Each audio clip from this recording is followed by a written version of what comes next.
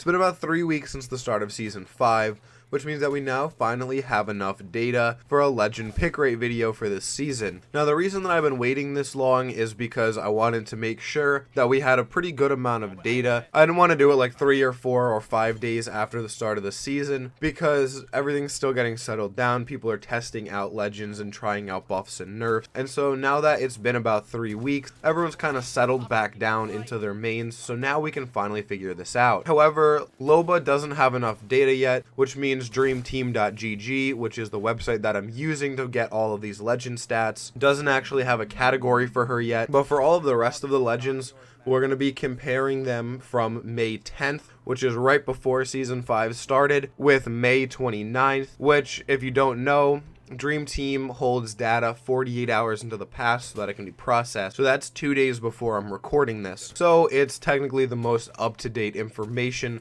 when this video is coming out. So without further ado, let's get into these.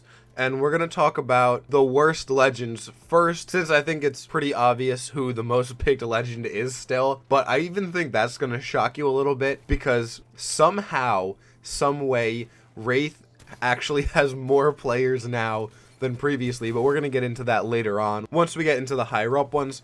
But let's start all the way down at the bottom. The least picked legend now is Crypto, and Crypto is coming in with a 2.3% pick rate as I'm recording this, which is astronomically low. However, it makes a lot of sense since a lot of people don't really pick Crypto because he's more of a team-oriented player and you don't really get many frags with him, so I can definitely see that. Previously, he had a 2.8% pick rate, which means that's definitely come down a little bit, about 0.5%. But I think that's just because more people are playing the other legends, as you'll see. Next up, coming in second to last, we have Revenant, who's just shy of 3% pick rate. Now, even though Revenant had a pretty significant spike when they first buffed him, just because everybody wanted to see just how good he was, it's kind of crazy how low that percentage is still. It was up around like 7 or 8% towards the middle of Season 4, and it's really dropped. So I think Revenant's going to need a little bit of a rework, but in all honesty, I don't think he's in a bad place. I think people just aren't playing him. As you can see, that number did drop a full percent from 4% back at the end of Season 4.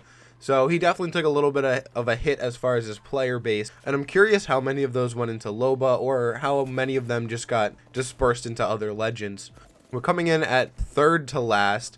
We have Gilbert, and thank goodness, thank God, 3.87%. In my opinion, that's 3.87% too much, but we'll take it. It's not terrible. He actually saw a little bit of an increase in players. It was at 3.44% back on May 10th. And again, I genuinely think that he's a really good character and one that a lot more people would play if he was just enjoyable to play. I don't think many people really like playing him. It's just that he's good. Kind of like Watson, I guess. Next up is Mirage, who got a full body rework in this season. As I'm sure you all know, he got his new tactical, his new ultimate ability, his new passive. So he saw a really big jump in players, obviously, and I'm just hoping they stay here. It's really nice to see Mirage as like an actual legend and not just people picking him as a throw character or a meme. So this is all the way up to 4.73 here. Now, from preseason up until Season 5, he was the reigning champ of the bottom of the barrel, 1.8% pick rate. He has consistently been the lowest picked legend up until now, so he earned that spot. So good for him. I really do hope that even goes up a little bit more. I find myself still being bamboozled pretty badly sometimes, especially when he ults in like a closed space. So I can see a lot of potential for Mirage in the future, especially once people get better with his new kit. Next, we have Watson, who is at 4.78%, and I think she's probably in a really good spot right now, at least as far as where the devs want her, because she's not a very big pick in pubs, and the devs know that, because she's more of a serious player, more of if you want to win. She still has and has always had one of the highest win rates of any legend. She's actually been replaced by Lifeline this season for the most consistent wins, but that's a story for another time. However, she did see a little bit of a hit in players, Back on May 10th, she had 5.6% of the pick rate, and now she's down to 4.78. But I don't think that's that large of a difference. I think a lot of players fluctuate.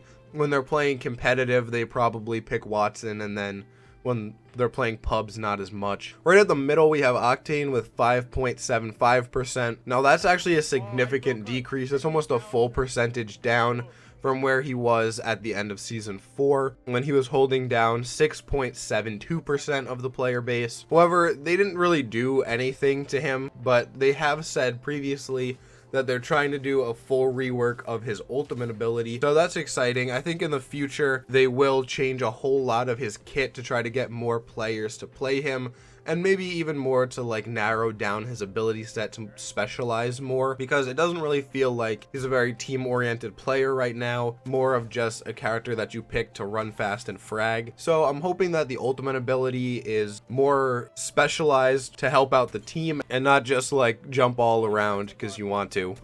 Next up is Bloodhound at 5.78%. Now, Bloodhound has been all over the place in the last like season and a half because they keep changing them in various ways, but since there wasn't really too much that went on with Bloodhound between Season 4 and Season 5, there wasn't much of a player base change at all. It increased from 5.54% to 5.78%. So you did see about a third of a percentage increase, decrease, but in all honesty, not much there. I personally think Bloodhound is in a really good spot right now.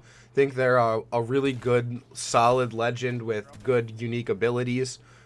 But let's move on to Bangalore, who has been dethroned. She was up towards the top for quite a while. I'd say almost every season up until this one. But Caustic has replaced her, but we'll talk about that in a second. So Bangalore is now rocking a 6.08% pick rate, which actually weirdly increased from the end of the season last season. However, it significantly dropped from Season 3 and even earlier in Season 4. As I said, she used to be that 4th spot for quite a few seasons, but now Caustic has replaced her and he's sitting at a 6.87 pick rate, which is up all the way from 4.5. So he saw a huge jump in player base, which is fine. It's kind of obnoxious playing against Caustics, but we run a Caustic on my team, so it's fine. Caustic is so much more versatile now that your teammates can move through his Nox gas without getting slowed or having their vision significantly blurred. And I've even seen quite a few people picking him in pro matches. Last night was the ALGS finals, and quite a few teams actually ran a Caustic, which is really interesting to see because I don't think that's happened much before. And then up to the top 3 contenders, we have Lifeline at 3rd place with 9.37%, which is up from 7.37%. And this is really confusing to me. I don't really know who's playing Lifeline. I roasted Lifeline in my last video 4 or so months ago, and I asked you guys why you still played her even though there were multiple characters who had the same abilities that she did. And there weren't really a lot of people who left straight answers. It was more of just, I enjoy playing her, or I like having a smaller hitbox, like stuff like that. So, you know, more power to you, I guess. I really don't know why she's played so much. Oh, and then Pathfinder, rest in peace, buddy. He went from 22% of the player base on May 10th to 12.7% of the player base on May 29th. He lost almost half his player base in one day when Season 5 started. And while it looks like they have gone on to be other characters, I would assume a lot of them went on to become Lobas, but I think a majority actually went into playing Wraith. Wraith is sitting at almost 32% pick rate. 32% pick rate. That's 16 times Crypto's pick rate. So, as much as I hate to say it, I think Wraith is getting the hammer. I think we're going to get a big nerf on Wraith, but I really don't know what they could possibly do. She genuinely feels balanced right now. I think that the kit that they gave her is just too powerful. and so there's nothing you can really do at this point, because if they try to change the kit, they're just gonna break her character. But maybe we'll try to do a can we fix it on Wraith. I've been avoiding it for months now, but it might actually be time. However, that's it for all the characters. Those are your pick rates for season 5 so far. Maybe we'll revisit it at the end of the season once they do midway patches, but for right now, that's it. Thank you so much for watching. If you enjoyed, please hit the like button before you head out. And while you're down there, if you haven't already joined the club and you would like to, you can hit that red subscribe button. But that's going to be it for me for this video for today, guys. So I'll be back again tomorrow, as always. But until then, take it easy.